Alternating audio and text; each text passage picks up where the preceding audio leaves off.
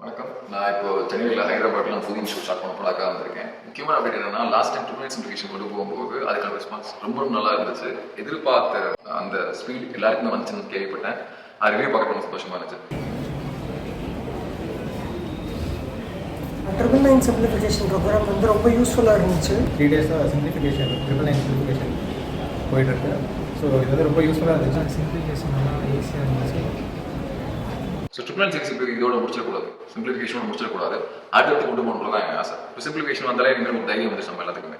So அடுத்து என்ன பண்ணலாம் அப்படின்ற போது ரீசனிங்கில் போக போகிறோம். ரீசனிங்கில் ட்ரிபிள் நைன் சீரிஸோட அடுத்த part MOT, mathematical operations. Mathematical operation கிட்டத்தட்ட 1000 கொஸ்டின்ஸ் நம்ம சால்வ் பண்ண போகிறோம்.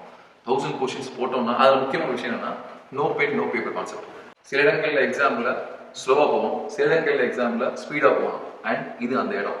MOT வந்தோடனே ஸ்பீடாக போகணும், வேகம் போகணும். என்ன பண்ணுவோம், நம்ம பென் பேப்பர் யூஸ் பண்ணா போகிறோம். அதான் இந்த ஒர்க் ஷாப்போட முக்கியமான கான்செப்ட். ஸோ யாருமே பென் அண்ட் பேப்பர் யூஸ் பண்ண அவசியம் இருக்காது இந்த 1000 MOT முடிக்கும் போது. இது எப்போ வரும்னா, நெக்ஸ்ட் வீக் வரப்போது February 2nd வீக் ஸ்டார்ட் ஆகும்.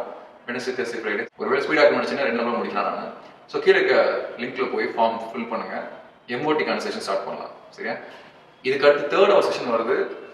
எல்லாமே கேட்டுட்டு இருந்த எதிர்பார்த்த ஒரு முக்கியமான செஷன். அது MOT முடிச்ச பிறகு சொல்றேன். எல்லா வகைன்ற ஒரு எதிர்பார்ப்போட இருக்கும். No pen no paper. சவால் ரெடியா? தேங்க்யூ.